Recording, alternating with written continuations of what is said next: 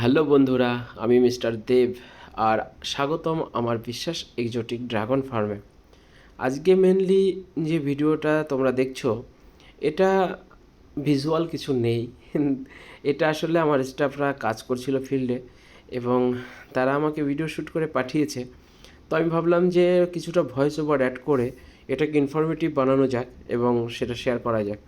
আমি নিজে থাকলে আমার ইচ্ছে ছিল এটাকে ভালো করে শ্যুট করে পোস্ট করা, কেননা এটা আমার মেনলি যে রেসিপিগুলো আমি তৈরি করছি তার মধ্যে সবথেকে স্ট্রং রেসিপি যেটা, এটা হচ্ছে আমার রেসিপি 4, 1, 2, 3, এই তিনটে আমার লিকুইড রেসিপি। সেটা আমি পরে শেয়ার করব যখন দেখাবো। আর এটা হচ্ছে আমার যে ড্রাগন ফার্ম হচ্ছে আমার ফার্মের, আমার প্লান্টের ড্রাগন গাছের, এটা হচ্ছে একদম ব্যাকবোন। সে শুরুতে এটাকেই পাবে। তো সেই জন্য এইটাকে আমি অনেক ধীরে ধীরে এবং সায়েন্টিফিক্যালি তৈরি করছি। তো আমি মেনলি যে বেস এটার দুটো জিনিস, সেটা এক হচ্ছে পোলট্রি লিটার আর একটা হচ্ছে ভার্মি কম্পোস্ট, মানে হচ্ছে পোলট্রির সার, আর একটা হচ্ছে কেঁচো সার। কেননা আমি ড্রাগন ফার্ম যেটা করছি টোটালি সায়েন্টিফিক্যালি এবং অ্যাডভান্স মেথড, যেখানে প্রত্যেকটা step by step pre planned scientifically হচ্ছে।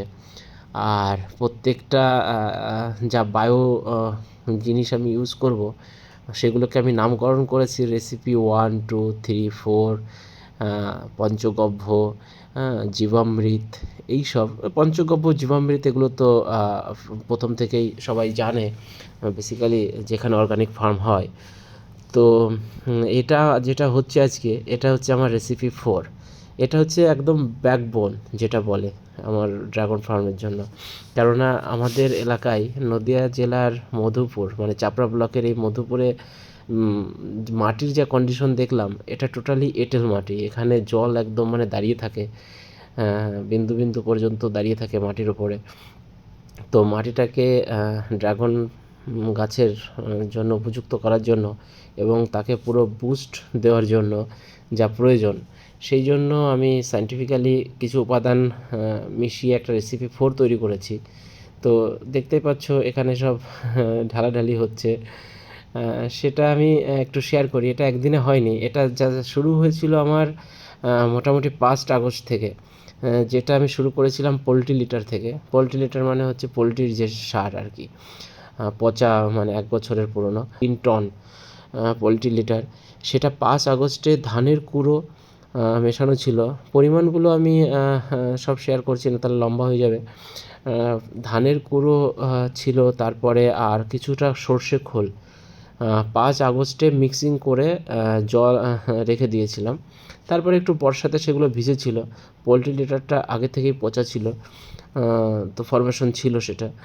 তারপরে সেইভাবে রাখার পরে 19 আগস্ট, মোটামুটি আমি 2-3 সপ্তাহ বাদে আবার সেটাকে উল্টে পাল্টে দিয়েছিলাম। তখন ট্রাইকোডার্মা, সুডোমোনাস আর চিটাগোর, যেটা দিয়ে স্প্রে করে উল্টে পাল্টে দিয়েছিলাম।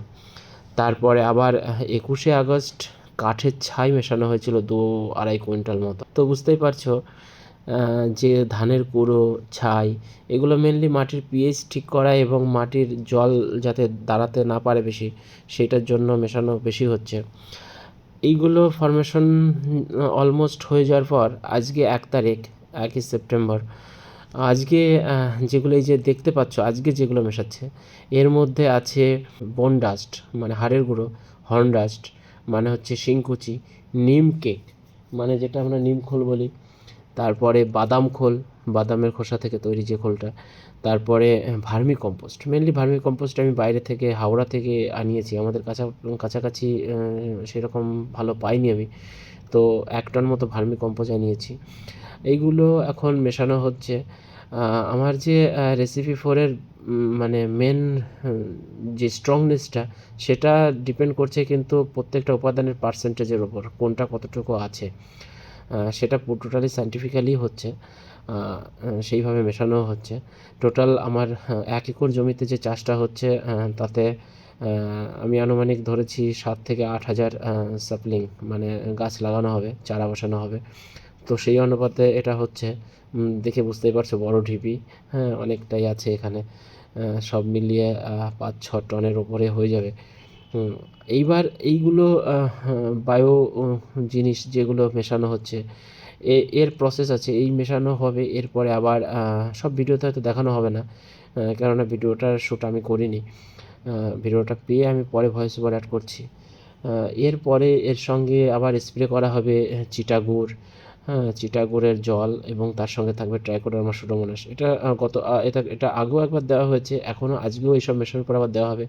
আবার এইটা এখন মেশানোর পরে রাখা হবে 1 সপ্তাহ, তারপরে আবার এটাকে নাড়িয়ে চাড়িয়ে দেওয়া হবে। তারপরে ফাইনালি যখন আমি গাছ লাগানোর জন্য যে বেড তৈরি করব, বেডের ওপরে এটাকে দেওয়া হবে।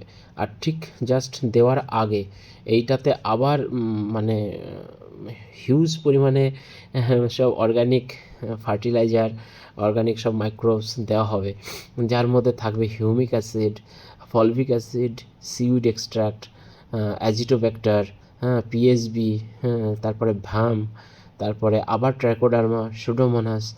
এগুলো মেনলি তখন আবার যদি পারি ভিডিও করতে বা আমি নিজে প্রেজেন্ট থাকি, তখন শ্যুট করে দেখাবো।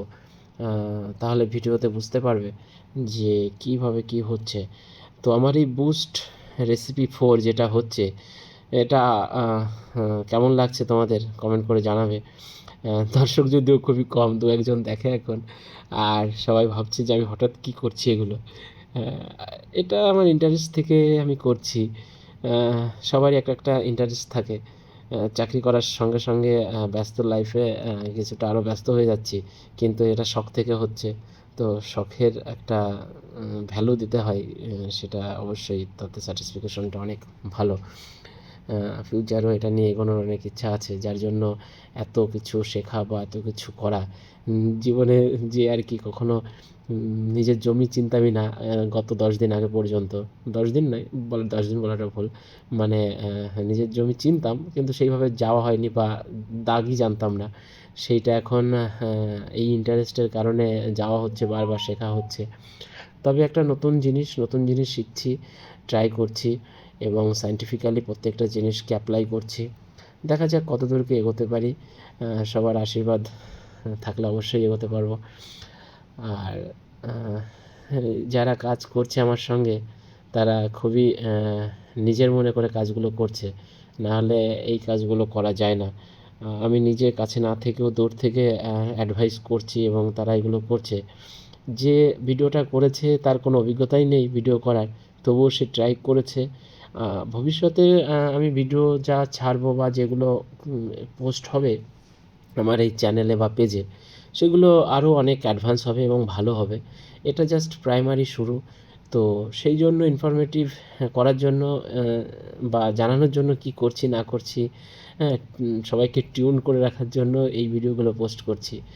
হয়তো এগুলোর কোনো মানে এখন নেই, তবুও যা যদি মানে কারোর কখনো প্রয়োজন হয় বা জিনিসগুলো জানতে ইচ্ছা করবে, বা কারোর যখন এরপরে এই জিনিসটা নিয়ে ইন্টারেস্ট যাবে, তখন তার কাছে এটা ভালো লাগবে, আশা করি ভালো লাগবে। এবং এই যে আমি প্রোডাক্টের নামগুলো বললাম, সেগুলো সেও জানতে পারবে। তাছাড়া আমি তো যদি পরিচিতির মধ্যে থাকি, আমি অবশ্যই পরিমাণ এবং টাইমিং, কখন কোনভাবে কী করে কী মেশাতে হয়, বা তার জমির কন্ডিশনের উপরও ডিপেন্ড করে, কেননা আমি আমার জমিকে মেজারমেন্ট করে এগুলো করছি। পিএইচ ভ্যালু, তারপরে সেখানের মাটির আর্দ্রতা কেমন থাকে, কোন কন্ডিশনে কেমন হয়, এইগুলোর উপর ডিপেন্ড করে এইগুলো হয়। একটু মানে পরিমাণ এদিক ওদিক হতে পারে, বাকি ঠিকই আছে।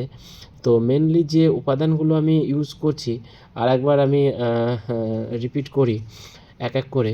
শুরুতে পোলট্রি লিটার থেকে শুরু হয়েছিল। পোলট্রি লিটারটা মোটামুটি 1 বছরের পুরনো, ফর্মেশন হয়েই গেছিলো, সার হয়ে গেছে, গন্ধ খুব একটা ছিল না, সামান্য ছিল। তারপরে তার সঙ্গে মেশানো হয়েছিল ধানের কুড়ো, তারপরে তার সঙ্গে মেশানো হয়েছিল চুন কিছু, যেটা আগে বলতে ভুলে গেছি হয়তো, 30 কিলো মতো চুন মেশানো হয়েছিল, এবং তার সঙ্গে মেশানো হয়েছিল ট্রাইকোডার্মা সুডোমোনাসের পাউডার মেশানো হয়েছিল ফার্স্টে, দিয়ে সেটাকে রাখা হয়েছিল।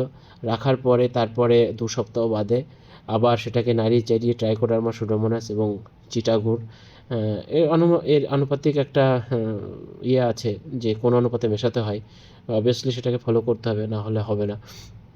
তো সেগুলো মেশানোর পরে আবার কয়েকদিন বাদে আজকে যেটা করা হচ্ছে মানে 4টে স্টেপ হলো। প্রথমে পোল্ট্রি লিটারের সঙ্গে কুড়ো, তারপরে চুন মেশানো হলো, তারপরে একদিন ট্রাইকোডার্মা সুডোমোনাস মেশানো হলো, তারপরে আজকে মেশানো হচ্ছে নিম খোল, তারপরে ভার্মি কম্পোজ, বোন ডাস্ট, হর্ন ডাস্ট, নিম কেক, লেদার ডাস্ট, বাদাম খোল, আজকেও কিছুটা ট্রাইকোডার্মা সুডোমোনাস হচ্ছে মেশানো, গুড়, চিটা গুড় আজকে একটু বেশি পরিমাণে দেওয়া হচ্ছে।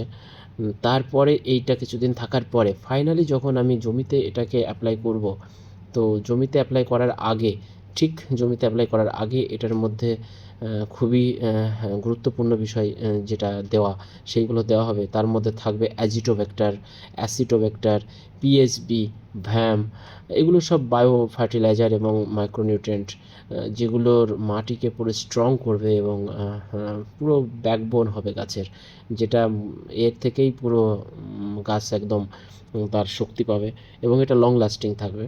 তাছাড়া থাকবে হিউমিক অ্যাসিড, যেটা পিওর হিউমিক অ্যাসিড হতে হবে, ব্র্যান্ডেড। তারপরে ফলভিক অ্যাসিড, প্রত্যেকটা জিনিসই ব্র্যান্ডেড এবং পিওর হতে হবে। তো একই কথা অনেকবার বললাম হয়তো, কিন্তু ভিডিও অনেক লম্বা, ভিডিওতে সেইভাবে কিছু ইনফরমেটিভ নেই, তবুও আমি বলে যেটুকু বোঝাতে পারলাম।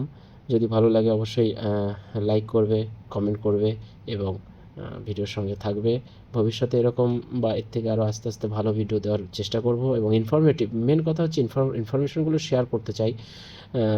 এবং আমার নলেজ বা আমার এই রিসার্চ বা আমার এই ইনফরমেশনের মধ্যেও যদি কোনো ভুল থাকে বা এক্সট্রা কিছু প্রয়োজন হয়, কারোর যদি মনে হয় যে এটা করলে আরও বেশি ভালো হতো, তো সেই সাজেশন দিতে পারো কমেন্টে, আমি সেটা শুনবো এবং পড়বো এবং সেটাকে আমি সায়েন্টিফিক্যালি আরও নলেজ বাড়িয়ে চেষ্টা করব জানার যে সেইটা করলে ঠিক হবে কি না, তারপরে আমি সেটা অ্যাপ্লাইও করতে পারি।